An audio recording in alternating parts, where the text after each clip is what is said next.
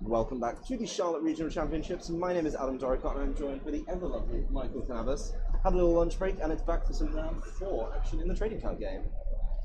Absolutely, and we've got some great matchups coming in here. So we've got, again, 2 people, no strangers to this stage whatsoever. We've got Jose Marrero, who are local, and Alex Schemanske, someone who's been on a tear ever since he's actually aged up to the Masters division 2 years ago. And I mean, he's had some incredible seasons. Followed with his brother as well. They're a great duo in combination, always performing and always having great results. And 2 very different decks here that we're actually going to see play out as well. Yeah, you mentioned the Schemanske brothers. We can't forget obviously their mother as well. Let's not leave her out. Best Schemanske. If they're at home and deck building together, I'm imagining she has a say. Oh, absolutely. Oh, I know she did. I've played her many times back in the day over in Texas City Championship. And let me tell you, she really is a champion. So all 3 of them really are someone to be reckoned with. If you see that last name, you know you are in for a tough match. Yeah, you're not going to get an easy one. But of course, as you mentioned, Jose's actually local to you and me, playing down in Florida. So I'm sure you know a little bit about his deck. Yep, so he's actually playing a really interesting deck. One of my favorite new Pokemons that came out of Crimson Invasion. He's using Savali GX combined with, of course, the ever-famous Zoroark GX for the consistency boost. And he's going with the metal variant as well. So he opts, instead of going for something like Registeel for early game pressure, he actually goes with the Prism Solgaleo to be able to accelerate his energies, and 2 copies of Dustmane Necrozma. So it's pretty huge because the way his deck operates, he can get 4 or so prizes fairly easily from these really large attacks. Dustmane Necrozma being able to do 250 with the GX, 230 with the non-GX. Savali having Rebel GX, which is equivalent to Lycanroc's GX attack, doing 50 for each of their bench Pokemon. So you have several different attacks that just can take a knockout on whatever they put in that active position. Well, the Savali as well, he has the option of the memories. We know when you look down the list, he's got kind of a memory for whatever matchup he comes into. It's like, oh, I've got fighting memory for Zoroark, fire memory for Golisopod if that's causing you trouble, and then of course the psychic memory for the fighting decks. It's like, okay, am I going to be able to find the memories? Of course you are, you've got Zoroark. Right. In your hand is 18, 20 cards. You're always going to be able to find what you need there. And then, of course, he even has Mallow, so that's always one of the staples in all these Zoroark decks. So, really nice card that with Ultra Ball, Tapu Lele, makes it much easier to be able to find some of those cards like those memories that otherwise you just have to draw into them with trades. This way, you can actually set your deck legally and be able to just draw those memories when you need them. And then, of course, sure, he might only be playing 1 Psychic Memory to be able to handle some of these puzzles, but he does also play 4 copies of Puzzle of Time. Yeah. So if he gets Field Blower off, he's going to get it back. You mentioned the Psychic Memory, obviously going to be relevant. When you take a look at Alex's list, you see those Buzzwalls right at the top, you see the Lycanrocs. You really want the Psychic Memory to deal with the Buzzwalls, because otherwise they can be pretty taxing to take down. Right. It's just an interesting matchup because there's so many different dynamics to it, because the Savali and the Zoroarks are obviously weak to fighting, so they have a harder time dealing with the Buzzwole, the Lycanroc even itself. But then, of course, you've got something like Dustmane, which Buzzwole doesn't really deal well with things that can just take it out in one shot. Yeah. Because it doesn't just accelerate energies nonstop. There's really just the max elixirs that you have to go to, which are obviously limited. But the other thing to point out there as well is his copy, a single copy of Mew EX. So another way to easily deal with the Buzzwole. But with that, we're actually going to start cutting over. It looks like the first player to go first is going to be Jose on the left side, signified by the die roll. But it should be getting started any moment now. Ooh. That's not the start I think Alex wanted there. I mean, he is obviously going to have a turn to do something because he's not going first. But the Remoraid in the active, you usually want to get that on the bench, ready for the Octillery. Jose getting off to a flying start. He does have Type Null in the active, so it looks like he'll be starting off with a Silvally. But he is, of course, going to go in with Tapu Lele and the Wonder Tag. Doesn't even have to search it out, just has it ready to go in the hand. And a good peek through the deck. You know what's coming on the front. It's going to be Bridget. Yep. It's going to just basically start filling his bench up. And I mean, it's crazy when you're playing a deck like this that you have multiple stage 1 lines. Getting that turn 1 Bridget is so incredibly crucial. Being able to say, all right, I've got this Savali, I've got this Type Null here, so let me grab 2 Zaruras, make sure that my deck's going to be able to set up and be fluid, and maybe get one of my Prism Solgaleo, because it is a basic, or the Dustmane Necrozma, one of those guys that you can just get out pretty quickly and start putting in some early pressure. Yeah, he's going to have some time as well. I mean, just looking at Alex's board right now, Lone Remoraid, probably not feeling too threatened. Of course, there's the option to get Buzzwole in and switch it around a little bit, but he's still going to have to find all the pieces to do that. It's going to be 2 Zorua to start off with, and 1 more available from the Bridget for Jose. Looks like he's just going to check his cards. He's already got a Zorua in there, so Probably no rush. Interesting to see him grabbing 2-0 with one in his hand. That means he's going to be committing to triple Zorua, I think. I mean, unless he's just discarding one of the ones in there. I mean, we can't see everything in the hand right now, but that was on the front, and we know it's there. So, you know, clearly not a bad start. Going Duskmane Necrozma, so trying to power that up, ready to bring it up. Something good gets into the active, bring it up, swing for over 200, and yeah, look it out. Pretty simply. There is that third Zero does hit the bench. Now, again, kind of interesting to see Jose kind of going with this route here because, and especially with this energy attachment on this, like I know we were just talking about that Remoraid, you know, it doesn't look that threatening or anything, but the deck plays 4 copies of Floatstone, plays 3 copies of Brooklet Hill, which we just saw there.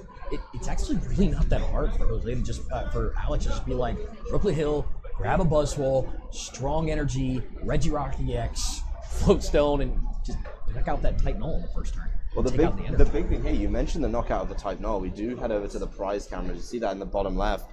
I'm not very much mistaken. That's 2 Type Null in the prizes. So a lot of cards coming down for Alex here. He does, if you look at his prizes, have 2 of his Max Elixir prize. That's going to be a problem for charging up for the bigger attacks.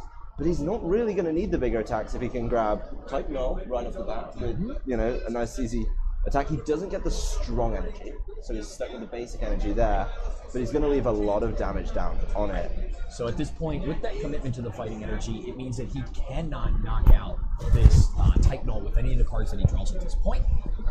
And you saw the Floatstone prize, so everything just made that a little bit more difficult. Jose with a fresh hand here, and let's see how this turn goes. I mean, he had a great turn 1 to be able to counteract Alex.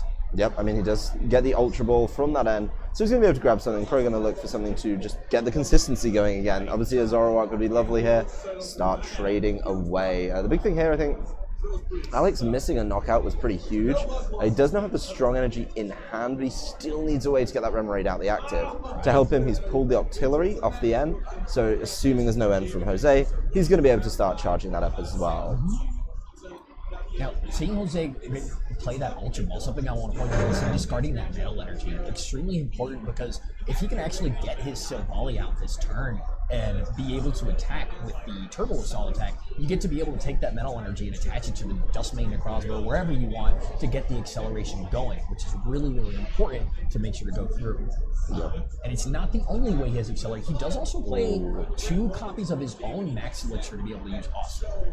Yeah, I mean, the big thing here is Jose's managed to just set up with his Zoroarks and then hit the full hand Sycamore, not having to discard anything, just immediately going right back in there. 3rd Zoroark on his 2nd turn. So my favorite game, I don't know about yours, my favorite game is the Zoroark trading card game, and I think we're about to see it in this turn. Does whiff a Max Elixir though. That's definitely something that Alex wanted to see, because if Jose had hit that Max Elixir and he were also able to get the double colors and the Silvally out here, he was going to put himself in a position where that Duskmane Necrozma was going to be ready to go for the next turn. He literally was just going to be, next turn, oh, you took out my Silvally by, you know, strong energy, everything else you need. Well, it's a good thing I've just got to be able to go attach to this Duskmane Necrozma, GX attack, and take out your Buzzwole. There's 3 Ultra Balls for Jose on this turn. This one will be grabbing the Silvally GX, but he's even discarded Duskmane Necrozma, so it looks like he's pretty much set with what he's got ready to go in this one. Starts by trading away Field Blower, grabbing 2 more, just the 1 of 3. He'll take his time here, mulling over. He's got a lot of good things in hand there, I think. I think he might not even trade anymore after this hand. Yeah.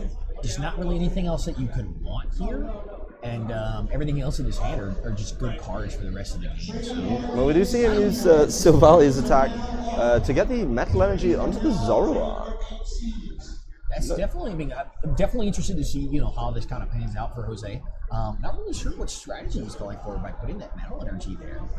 Maybe he knows something about Alex's deck. I mean, I guess he also knows that there's a potential Alex plays a copy of Sudowoodo, so he doesn't want to go right into the Duskmane Necrozma right away. He wants to kind of put things out, but this is going to be kind of interesting because if Alex isn't able to take a knockout on the Silvally this turn, that just got pulled away from the judge to read for a moment, then Jose could actually, if he can get like a Mallow or something like that, he can guarantee a Psychic Memory for a knockout. Yeah. I don't think Alex is going to be able to take the knockout here. No, I mean, Alex actually charging up his 2nd Buzzwole on the bench, the exact same setup. It's going to be Choice Band, Fighting Energy, ready to Jet Punch. Does get a hit for 120, which is really nice. Jose trying it on with another Max Elixir. But I mean, really, 6. if he can find that Psychic Memory somehow, it's going to go well. Ooh. No Max Elixir hit there. Those are both the Max Elixirs he plays, but at the same time, he's got another Metal Energy who's discard, 2 on board already. It wasn't the most likely scenario of him to hit. Oh. That's why he was going for that. Okay, he had the second energy switch already in hand. Didn't really matter, and so he was just going to figure he was going to move it over to that if he needed to anyways, but didn't want to. Yeah, it's basically now the Duskmane's ready to go. Like a moment's notice, it's exactly ready to just get going. Still, I mean, it does have high energy costs. That's its one downside. Does need 3 full metals, not even a colorless energy to use the GX attack. I mean, you can start claw slashing for 60. That's, I mean, it's 60 damage. He could definitely put some work on there. And I mean, it's 60 damage from something that's not weak to fighting, which is, I think, the most important thing to note here. Yep. See how Jose just dig and triple trade? He's like, come on, give me that psychic memory. Give me that psychic memory. Right. If he had found that psychic memory, I think that would spell there it is. Bad doom for Alex. Yeah, that's bad. Yeah, and again, this is where he starts getting those metal energies out. You know, we say he needs 3 of them. He's now got 2 of them on there, and he's ready to go. The other thing as well, the Duskmane Necrozma needs to discard 3 energy. Well, if you can keep the metals on there and just discard away the double colorless, puzzle the time it back later, yeah, you've really not lost out. Right, and this is that scenario where Jose, if he pulls it off right, I mean, he's got 3 prizes left. All he literally needs to do is next turn have a metal energy, use Duskmane's GX attack, which doesn't make it, well, I'm sorry, it has to be down on prize to be able to do that, but, I mean, he's just got 3 prizes that a Duskmane can be able to take out. Like you said, you can discard the double colorless energy instead of the standard metals to be able to help that out. A lot of different ways that he can make sure that this goes the way he needs to. Yeah, I mean, the Meteor Tempest will get there. It does 220, so he's going to be able to just knock stuff out with that. I mean, it still needs the metal. That's, I mean, we can't get around that, but hey, you're probably going to be able to find it with 3 trades available, if he doesn't already have it. And the other thing to point out also is Jose has not actually shown Alex yet that he's playing a copy of Mew EX. So if he can actually go through this entire game without showing Alex that he's playing that card, that actually could make some big deals, because usually by the time you get to a game 2 or game 3, you have a pretty good idea of what kind of text your opponent has, especially ones that are designed for your deck. So if Jose can pull that off as a surprise factor in the later games, it'd be pretty big. But I mean, even if not, just the fact that it's in his deck gives him so many different outs. He's basically told Alex that, hey, if you ever bench another Muscle, I have a really, really easy knockout that I can take. Yep, we do see the Duskmane Necrozma move into the active, so probably feeling pretty good about his chances to find another one. The Type Null he took from prizes last turn, hitting the bench, ready for another one of those Silver Valley plays. It's going to start trading, getting rid of one of those memories. There's one. I mean, that's one of the cool things, you know, when you're playing a deck like this, it's kind of like when you're playing the Zorak Ghost Spot decks with like 4 Bridgets and stuff like that. Like, sure, you don't really want 4 Bridgets in your deck throughout the game, and you want to open with it, but then you just start trading them away. Yeah, you literally discard them. You don't have to worry about them anymore. And that right there, though, is something I want. That was a huge play from Jose. Being able to take out this Rockruff on the energy with a Tapu Lele, keeping the Duskmane Necrozma safe from harm, is forcing Alex to have to Guzma next turn. That was actually crucial, because then he's putting himself at that even prize count again as well. Yeah, and the big thing as well, doesn't have to worry about Lycanroc. Not this turn. I mean, yeah, we could see a Brooklet Hill for another Rockruff. But the big thing here is this Duskmane's still pretty powered up on the bench. We know that, look at the size of Jose's hand. You think he's not going to find a Guzma? No, and he's not worried about it. But I will say, I mean, Alex can actually take a knockout on that Duskmane there. I think he has everything he needs in hand. I think I saw a Guzma. I saw the Max Elixir. So if he hits the Max Elixir, Energy, Guzma, and he can actually take out that Duskmane that's sitting on the bench. But still, he's got 3 energy. Jose just, you know, smack it with that Lele. Or Jose promotes it, gets a Mew, double colorless energy, takes his last 2 prizes for the game. Yeah, there's so many outs right now. I mean, we've not even seen the Mallow play from Jose yet. Right. So all you need to do is find the Mallow, grab Mew double colorless, and trade. Problem solved. Definitely keeping that Mew close to the chest is something I really like, though. I'm really thinking that's going to be a big play for him. If he can keep it secret all the way to game number 2 or 3, if it comes to it, he's going to be in a good position. There's the Duskmane's gone. So that was the play that Alex, I think, had to make. No, he had to. There really wasn't any other option. But there we also see the... Oh, there we go. There it is. Yeah, he just was like, You see him even thinking about it for a moment. He's like, I kind of want to hold this and win another way, but I'm just going to do this easy. All right, Mew, DC, we're going to go to game 2. Yeah, I mean, I don't think there was any secret in that, hey, it's going to be a Mew somewhere in the deck, and just kind of confirming any suspicions Alex had that it's about to get a little rough for these Buzzwalls. Absolutely. And what's crazy is, so Alex is not opting to play any copies of Zygarde, so he doesn't really have a good attacker besides Buzzwole and Lycanroc. So he actually plays a copy of Oricorio, which isn't really going to do much against Jose. So the Sudowoodo is definitely something that could come into play, especially with 2 copies of Energy Switch from Alex. Being able to either copy Dustmane's attack and return one-shot it in return, or copy anything's attack in order to one-shot like Zoroark or a Savali or anything because of the fighting weakness as well. Yeah, I think that Sudowoodo is going to be big, but he just needs to get it into play. We saw him get on the bench, but it was too late at that point. Right. I think around the middle of the game when he's maybe lost a couple prizes, swing back and try and get that into play. You know, he got Brooklet Hill completely uncontested in that game, so use it. You can get Sudowoodo with it. The problem is he fell so far behind, he still had to grab, you know, second Remoraid, all the good stuff that you just need to get consistency. It's such a tough decision. Do I prep the Sudowoodo and miss out on consistency, or do I just keep on playing and hope I get Sudowoodo at some point? Right. And I mean, something to also point out when you mentioned that uncontested Brooklet Hill, any Brooklet Hill he puts down is actually going to be uncontested. Jose plays 0 copies of Field Blower. I'm incorrect. I'm sorry. Jose plays 2 copies of Field Blower, but he does not just play 2 any. off. But he does not play any Stadium. So the only way he'll contest it is with those 2 Field Blowers. Yeah, but at the same time, like when you look at the numbers, particularly when he's stuck just jet punching, he's going to be going for choice bands. Right. So you kind of want to focus on the choice bands with your Field Blowers. Save them for the. You know, things like the Buzzwole. I mean, maybe just leave the Brooklet Hill. If he leaves it up, he can actually just look through his deck anytime he wants. Right. As long as he's got the bench space, which that game we saw he clearly didn't, because, I mean, he just had that rolling start. Bridget right off the bat, and having the extra Zorua and everything there. That, I mean, when you're able to open with 2 of your best Pokemon that you're going to search for with Bridget anyways, and the Bridget, you just can't ask for more on a turn 1. Yeah. And he went first, which a major factor in this matchup is, you know, nobody really wants to say like, hey, going first is a big deal or this, that, or the other, but it's a really big deal in this matchup when all of your basics have the ability of getting knocked out on the first and second turn fairly easily by a lot of the cards. Yep, this pretty annoying to you know not go first. 2 when Bridget exists, because you want that opportunity to just bridge it and fill your bench up. Like you'll just feel really, really good if you're managing to bridge it like that. Now, Alex does choose his first Tapu Lele there, and assuming he's only Tapu Lele there on his first turn. Not something you usually see from the Beast with Lycanroc decks a lot of the times. No, I mean, he's got to start filling it up. He doesn't want to fall into the same trap he got in last time, where he wasn't able to just kind of play out. He was always stuck with just 1 or 2 Pokemon, one of which was being the, you know, being kind of, I don't want to say stuck with, but, you know, you're just limited to like, oh, I've only got Octillery and maybe a Rockruff. Oh, Rockruff's gone. The small bench was really punishing him. Yeah, absolutely. He just wasn't able to get those cards out that he needed, and he wasn't able to flow. So, like you said, I mean, yeah, he got the turn to Octillery, but that was really all he had for draw power. He's like playing a Cynthia, he's playing an N. I'm not even sure he played a Sycamore last game, so he just kind of kept seeing these same clumps of cards, which happens a lot of the times with Shuffle, with like those hand refreshers that are not Sycamore. You could just end up just going through the same card over and over again, and you don't really get to go the places you want to. Yeah, I mean, that's the game with Cynthia. Cynthia's great. Everyone's loving on Cynthia because, hey, if my opponent's got a dead hand, I'm leaving them with a dead hand. But it's pretty frustrating when you throw it all back in, you pull out 4 of the same 6. Oh, thank you. Thank you so much, Cynthia. Yep. What a treat. That was exactly what I was hoping for. I just wanted to play the supporter because I didn't want it in my deck later. Please give me back the same cards. Yeah, it's actually going to thin my deck out by 1. Yes. That is the live and die by the Cynthia, basically. Right.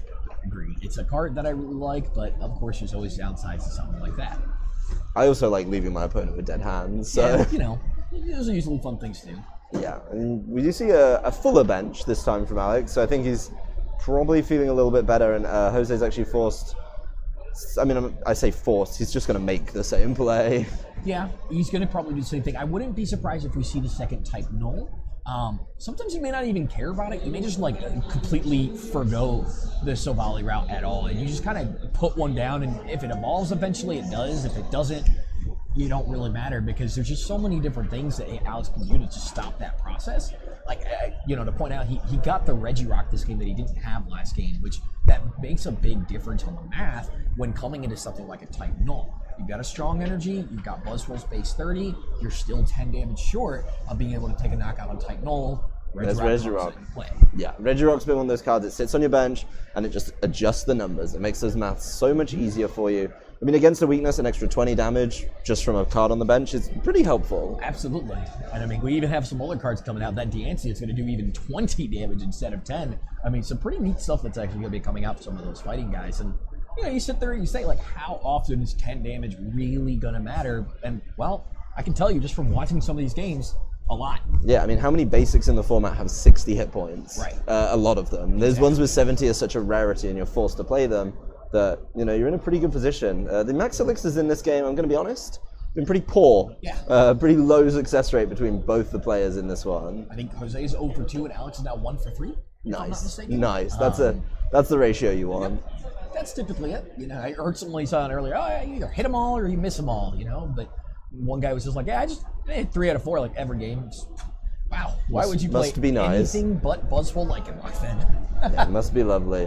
One of those hand refreshers there that you love so much from Alex. Do you see Remoraid in the bench? You see that Oricorio deciding, I don't want to be here anymore. And here's those numbers that we were talking about. Jet Punch is coming into play. Now, Jose's going for the Lele. This is a pretty common move just because you're probably going to be getting out Savali anyway, so most of anything you're going to bring up is going to have free retreat. It's not really relevant what you end up bringing up in the end, so it's not too unusual for somebody to see you pull up the Lele in those kind of scenarios. Yeah, well, before he does any evolving, it's going to be time to get the Max Elixir in and see if his luck gets any better. That's a yes. That's the last one. It doesn't matter what order it comes in, as long as it gets there, it gets there. It does not. It looks like I mean, he had the energy in hand as well. I think I see Zorak Lele. If he does, we might see that Mountain. No, never mind. There's some Zorak. It's got to be the N. He's now got 3 energy though on the Silvally, so that's ready to go. That's ready to start going. Interesting route that he's going for here, because I mean, if actually Alex has another strong energy, 60, you know, if he has another strong energy and a choice band, actually just knocks out that Silvally without having to even use a second attack. Well, that's why getting that 30 damage down is, again, Jet Punch is one of those, I say moves, attacks. Just come over from the video game. One of those attacks, you've got to make sure you spread the damage correctly, so you're always in a good position that when the numbers come good, they're ready to go. Right. You're not worried about the Zorua, you're just more about, hey, like I need to get damage down. The big thing Jose probably wants here is going to be a Psychic Memory. If he could have found the Psychic Memory there, that would have been incredible. Not exactly the most likely thing, considering he only plays 1, but I can only... Oh, he's going for the Rebel. Rebel GX, take out that Buzzwole. So by doing that, he actually puts Alex in a position that it's going to be almost impossible for him to take a knockout. I think the only scenario for him to do it is to get double Elixir on the Buzzwole, because you need 2 Strongs and the Choice Band to do enough damage with Buzzwole. Can't Lycanroc with only... I mean, you could Dangerous Rogue with 1 Max Elixir, attach and evolve, but it's not really your best use of Dangerous Rogue, I don't think. No, I think you want to save, maybe Dangerous Rogue for later. That's a whole lot of Sycamores in his hand there. 3 Sycamores and a Lycanroc. Interesting to see that he decided not to play the one down, really making use of that Bloodthirsty Eyes later. That was something extremely important to him. You can see by him deciding to make that move. Yeah, I mean, he had the Super Rod, he put the energy and the Buzzwole back in, immediately Brookgutted back for the Buzzwole. But I think maybe losing out that Dangerous Rogue could have got it down, and then put himself in a position to, start taking out these Zoruas. He is going to be able to go after one, potentially this turn, with the next Lycanroc. Right. But he's actually deciding, well, hitting into this Silvally doesn't really do much for me for the small amount of damage. If I actually could just hit this Zorua and put more damage on the Silvally, it's going to be a lot easier for me to knock out next turn anyways, just from the extra 30. Rather take a prize and take out, of course, one of the Zoruas that he's got in front of my face. Yeah, that's definitely going to help. Limit those kind of endless trades that Jose was having a fun time with, I think it's safe to say, in Game 1. And I do see Ultra Ball and Tapu Lele. Oh, that works. Oh, that's That's a good one. I was gonna say he can go Ultra Ball for Zoroark, Tapu Lele for the Mallow, but that was getting a little bit too fancy. Jose just said, meh, Mew double colorless. We'll make it easy. Yeah, I mean, Mew double colorless has been pretty much his out so far in this one to just say, well, if you've got your last Buzzwole stuck in the active, I'm just gonna Mew double colorless it, and I mean, he had to get the Zoroark out, so he had, you know, the option, but still in good shape. And Alex, I mean, you've got to just feel uncomfortable here in the position for Alex because he doesn't have another Buzzwole on the bench. He actually already has his Lycanroc evolved, so the only way that he can swing with that Lycanroc is some, like, Max Elixir energy switch play and then attachment to be able to knock it out. A Buzzwole Strong Choice Band, 50, 80, 160, that would knock out Buzzwole Strong Choice Band. I actually think 60, 70, 140, 14, and 6. Yeah, he needs Buzzwole Strong Choice Band to actually be able to take a knockout on that Somali with 1 energy response. So a couple different ways that this can go through. And look, there's that Mallow we were talking about. Yep, he's just going to go in the deck and grab 2 of whatever he wants before trading. I think he actually, did he just trade into the Mallow or did he have it in his hand? I believe it was just in the hand because after he touches double colors to Mew, you see him like holding onto that that Lele. I think he was considering a play, but the problem is the Buzzwole's already in the active, so he can't even try and Guzma. He has to find another way to get that Tapu Lele out the active. So there's options. Remember, Tapu Lele does have free retreat because of the Somali's ability, so he doesn't have to do anything. He just literally he's got the knockout already on the Buzzwole by using Riotous Beating from Zoroark, or he can actually, if he wants to, use this Max Elixir on the Mew and use Turbo Assault. To be able to also attach an additional energy out of the discard pile to whatever he wants. Yeah. I think he's got a Dustmane in hand, so it's probably where it would go. Or you could just end up Max Elixing directly onto the Dustmane. A couple different ways that you can go about it. Yeah. Oh, only took him 2 this time. Jose's luck getting a little better in game 2 on this Max Elixirs. It's a direct 50-50 now. 0 for 2 and 2 for 2 on these Max Elixirs, so he's on that 50-50 margin. Alex needs to catch up with his Max Elixirs. Yeah. You'd think when he plays more energy and more Max Elixirs, we'd see more coming down on his end, but not this case. Yeah, there's the Mew getting the benefit of that energy put up on there. Going to give him a little more variety in what moves he can actually copy. Right. Points down at Silvally, you know it's coming. He's getting that Turbo Assault going and still getting the knockout on this Buzzwole. Yep. I definitely like putting that energy there from the Max Elixir rather than directly onto the Dustmane. You get 2 energies on the board instead of 1 by doing this, and you still get the one where you wanted it anyways. So I don't really see any downside to that. I definitely really like that. Yeah, Alex falling behind a little bit here, kind of seeing what's going on. Behind that he attached to his Oricorio.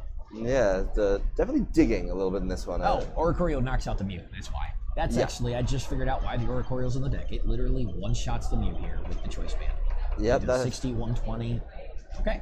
I was sitting here, I gotta say, I was sitting there reading the deck list beforehand, trying to figure out what that Oricorio is for. I was trying to figure out the math. I was like, all right, it's kind of cool. It resists fighting. You can do 120 to a Buzzwole. That's neat, but you have Mewtwo and other cards that can do that too. But that moment right there, that gave me the reason. I now understand completely why that Oricorio is in their deck. It is an extremely easy answer to one of the most popular counters that has actually come up according to It's like a counter to a counter, though, and you have to wonder, like, how often does he actually get to use? I'm assuming a lot.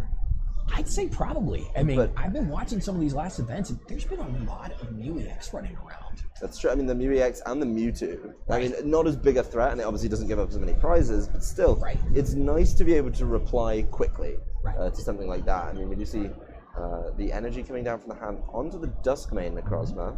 He's still got the Tapu Lele in hand, so if he needs another supporter for something this turn, he is going to have it. That's going to fill up his bench, so in the deck he goes. I love that Oricorio actually more, I think, because even against the Mewtwo evolutions, because it's actually not weak to Psychic, you can just come up, bop the Mewtwo when it hits you. Sure, you don't knock it out in one hit because Choice Band doesn't work on it, but they actually can't knock you out either. Yeah, as a matter of fact, they 3-shot you because you have 90 health and they're only doing 40 damage each time if they decide to leave that Mewtwo up. So it's kind of end up in this funny little world, like, all right, poke, poke, poke. Well, the thing is, as well, is if you're a Buzzwole player, something I know talked about at previous events is that Buzzwole kind of has this awkward mid-game sometimes where you've gone for that early setup, you've hit all your jet punches, you may have powered one up for a Knuckle Impact or an Absorption, then you find it a little bit sluggish. If you can get this Aura Choreo in to just buy some time against something like a Mew or something like the Mewtwo, that's a maybe 1 extra 2 even turns to power up a second Buzzwole, find another Buzzwole, or even power up a Lycanroc. So I actually like it now. I see it in action. It makes a lot of sense. Buying that time in the middle of the game is really, really nice. You know, always being able to find a way to be able to tax a little bit of extra energy. Funny, Jose carries. See, it's actually doing exactly that right now. It bought him time because Jose didn't even attack into it. He said, I'm going to leave my guys on the bench. I don't really need to do anything this turn. I don't want to give you this knockout. And interesting to see that. Yeah, I mean, I think he wants to power up Dustmane and then find Guzma, just grab one of the things off the bench and tidy up his last 2 prizes. But we see Alex, Guzma on the front of his hand, got to be giving it some thought. Maybe he can get that Dustmane into the active a little bit early, and then kind of catch him off with that. It's then you consider not something he's going to go for. There's that fighting energy. He's going to be digging for that energy switch now. I've seen 1 copy hit the discard pile already, I believe, so I've only got 1 left that he's going to be looking for. But if he's able to hit that energy switch here, he can actually knock the Lele out with the Dangerous Rogue off of the Lycanroc. And Jose doesn't really have an answer to that because he's not going to be able to actually swing with the Dustmane just yet. So. Yep, he's got the strong energy there, so he's ready to go in that regard. There's the Max Elixir. Oh, there it is. Yeah, not a problem. Switching over to the Regirock, actually. I mean, I think at this point he's looking at it. He's just deciding like, I mean, maybe the Lele, but still, like, there's just not many other attackers that are really left to be able to use it. Oh, so wow, that's a lot. That's a lot of them. The energy are in there, and Regirock appears to be getting charged up. So, yep, I can see that. He's going for it. Yeah, he's got to make a play right now. I mean, both these players coming towards the end of the game, so double artillery here. There's not many cards in deck. He can maybe just get through his whole deck for a win. He's going to be either looking for that energy switch. He's got a couple different ways that he could pull this off, but no, it wasn't there, I don't think. Choice band, but he's ready for it. Quite enough. Second Abyssal Hand, 1 card off of it. Again, still not quite enough.